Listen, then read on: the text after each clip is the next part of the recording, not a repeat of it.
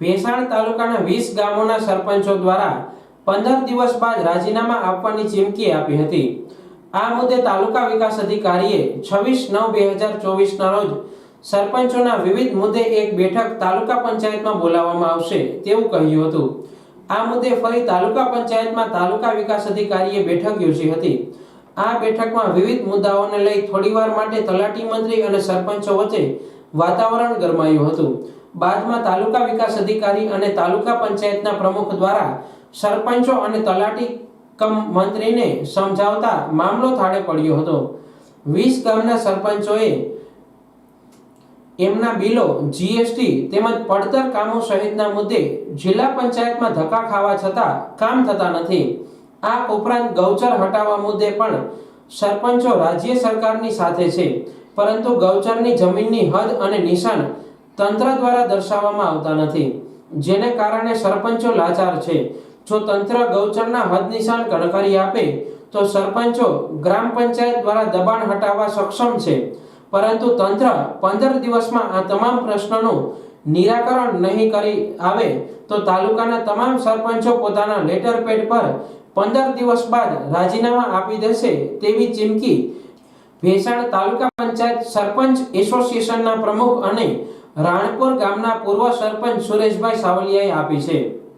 હું સુરેશભાઈ સાવલિયા, રાણપુર ગામના સરપંચ અને ભેસાણ તાલુકા સરપંચ યુનિયનના પ્રમુખ, ઉપપ્રમુખ શ્રી મનુભાઈ, ઉપપ્રમુખ શ્રી જસકુભાઈ અને ભેસાણ તાલુકાના તમામ સરપંચો આજરોજ તાલુકા વિકાસ અધિકારી બેઠક યોજી, જેમાં જે અમારા સરપંચોના પડતર કામ અને બિલો નથી બનતા, જીએસટી મુદ્દે અને પ્રી ઓડિટમાં વારંવાર સરપંચો જિલ્લા પંચાયતના ધક્કા ખાતા હોય એના સંદર્ભમાં આજ રોજ તાલુકા વિકાસ અધિકારી બેઠક બોલાવી। તેમાં અત્યારે હાલ તાલુકા પંચાયત કચેરીએ ભેસાણ તાલુકાના જેટલા સરપંચો હાજર હતા, અત્યારે હાલ રાજીનામા તાલુકા વિકાસ અધિકારીને અથવાત સુપ્રત કરી દીધા હોય। અને બીજી વાત કરીએ તો જે ગૌચર મુદ્દે જે ગૌચર હટાવવાની વાત ગુજરાત સરકાર કરી છે, એના માટે માલધારી સમાજે આવેદનપત્ર પણ આપ્યું છે અને ઉપવાસ માથે બેહવાની તંત્રને ધમકી આપી છે। તો એના માટે વહીવટી તંત્રને સાથે રાખી અને સરપંચો પેશકર્મી દૂર કરવા માટે સક્ષમ છે, પણ જ્યાં સુધી હદ અને નિશાન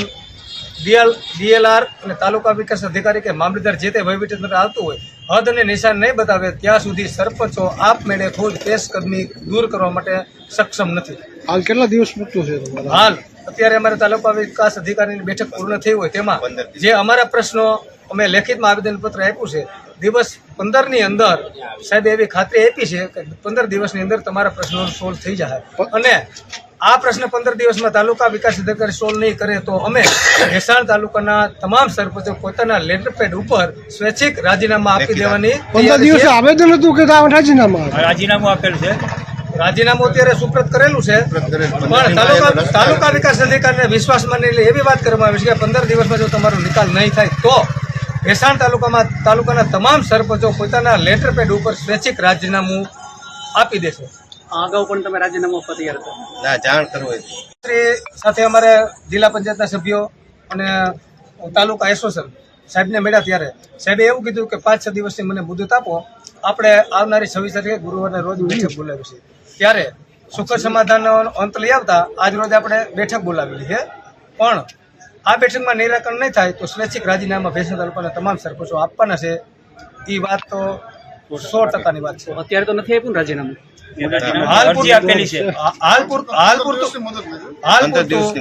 હાલ પૂરતું જેટલા સરપંચો ભેસાણ તાલુકામાં હાજર હતા એને રાજીનામા તાલુકા કેટલા સરપંચો અને હાલ તાલુકા પંચાયતે 20 જેટલા સરપંચો હાજર રહ્યા હતા।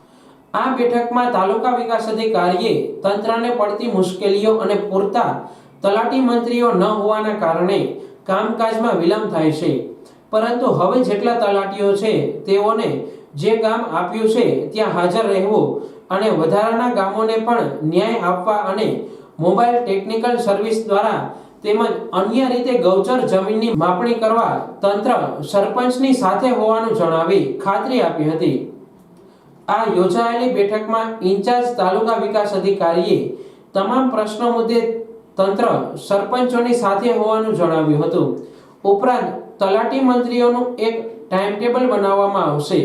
તે મુજબ તલાટી મંત્રીએ પોતાના જ ગામમાં મીટિંગો સિવાય રેગ્યુલર હાજર રહેવાનું રહેશે। તેવું પણ જણાવ્યું છે.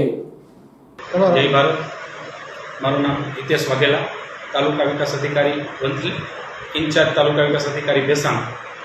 આજરોજ ગ્રામ પંચાયતના સરપંચશ્રીઓ અને તલાટી કમ મંત્રીશ્રીઓની સંયુક્ત બેઠકનું ભેસાણ તાલુકા પંચાયત ખાતે આયોજન કરેલું હતું અને જેમાં સરપંચશ્રીઓના અગાઉથી જે જૂના વિવિધ પડતર પ્રશ્નો છે અને એની મુશ્કેલીઓ છે એ બાબતે તેઓએ વિવિધ રજૂઆતો કરી હતી અને જેમાં મુખ્ય રજૂઆત તરીકે જે ગૌચરના સર્વે નંબરો છે એ ગૌચરમાં દબાણો દૂર કરવા માટે સરપંચશ્રીઓને આપણે કહેવામાં આવેલ છે. તે બાબત સરપંચોને એવું કહેવાનું છે કે ભાઈ ગૌચરમાં અત્યારે કોઈ હદનિશાન નથી અને વર્ષોથી દબાણો છે જેથી નક્કી કરવા શક્ય નથી, જેથી DILR શ્રી કચેરી તરફથી માપણી કરી આપવામાં આવે. તલાટી પણ મંત્રીશ્રીઓ પણ કોઈ ટેકનિકલ કર્મચારી ન હોય, માપણી કરી આપવામાં આવે તો અમે દબાણ દૂર કરવા તૈયાર છીએ અને વહીવટીતંત્ર અમને આમાં સાથ આપે.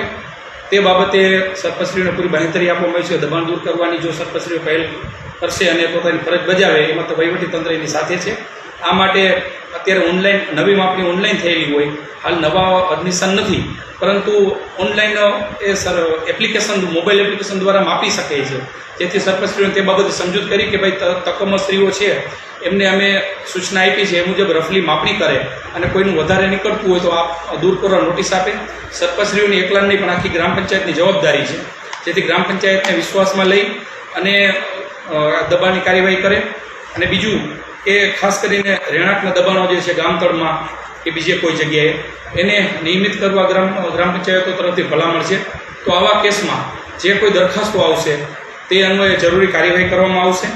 અને કબજા હક અને આકારણીમાં મકાનો લેવા માટે પણ સરપંચશ્રીઓની રજૂઆત હતી. જે કાયદેસર દબાણ છે નિયમિત ન થઈ શકે એને દૂર કરવા માટે સરપંચશ્રીઓને જણાવ્યું. અને જે ખરેખર દબાણ નિયમિતના કિસ્સાઓ તેમના તરફથી રજૂ થશે એ સરકારશ્રીમાં યોગ્ય કાર્યવાહી રજૂ કરવામાં આવશે. બાકી બીજું તકમશ્રીઓની ગામે હાજરીના પ્રશ્નો હતા, પરંતુ ભેસાણ તાલુકામાં છેલ્લા ઘણા સમયથી તલાટીશ્રીઓની જગ્યા ઓછી હોય અને ચાર્જના ગામો ફાળવેલા હોય, દરેક ગામને પૂરતું દિવસો આ ફાળવી શકાય તેમ ન હતા. પરંતુ હાલ ભેસાણ તાલુકામાં માનનીય જિલ્લા વિકાસ અધિકારીશ્રી અને નાયબ જિલ્લા વિકાસ અધિકારીશ્રીએ તલાટીશ્રીઓ 5 નવા તલાટીઓ ફાળવેલા છે. એ ઉપરાંત બીજા તાલુકામાંથી પણ ફાળવેલા છે અને ભેસાણ જેવા મોટા ગામમાં પણ તલાટીની યોગ્ય વ્યવસ્થા કરી દીધેલી છે નવા તલાટીની. જેથી અને આ તમામ તલાટીશ્રીઓનું અમારા દ્વારા એક કાર્યક્રમ નક્કી આ રીતે કરેલો છે. જે ગામ જેને એક જ ગામ છે એને તો ફરજિયાત ગામે હાજર રહેવાનું છે દરેક દિવસોએ, સિવાય કે અહીં મિટિંગ હોય.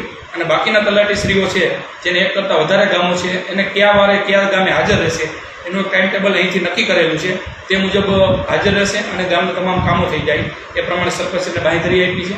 આ ઉપરાંત સરકારમાં જે ફાઇલોનું મૂવમેન્ટ થાય છે તેમાં સરપંચશ્રીઓને થોડું એવું હતું કે ભાઈ મેન્યુઅલ થાય તો ઝડપથી કામ પૂરું થાય, પરંતુ સરકારનું તંત્ર અમારા દ્વારા વ્યવસ્થિત સુદૃઢ કરવામાં આવ્યું છે અને લગત બાંધકામ શાખાને જ ફાઇલો મૂવમેન્ટની જવાબદારી અમે સોંપીએ છીએ.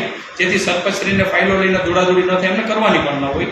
એ વહીવટી કામ છે અમારા વહીવટી કર્મચારીઓ કરશે. પ્રી ઓડિટમાં જવું કે DE પાસેથી કમ્પ્લીશન સર્ટી મેળવવું કે બીજી કોઈ પણ બાબતમાં એ બાબતે અમે વ્યવસ્થા તંત્ર ઊભું કરીએ છીએ. સરપંચને બિનજરૂરી દોડાદોડી ન થાય અને તેમનું ભારણ ઘટે અને તકમશ્રીઓ દ્વારા કે એને સ્ટાફ દ્વારા કામગીરી આગળ વધે એ માટે એમને બાંહેધરી આપવામાં આવી છે. આમ છતાં સરપંચશ્રીઓએ પોતાનું એક આવેદનપત્ર રજૂ કર્યું છે.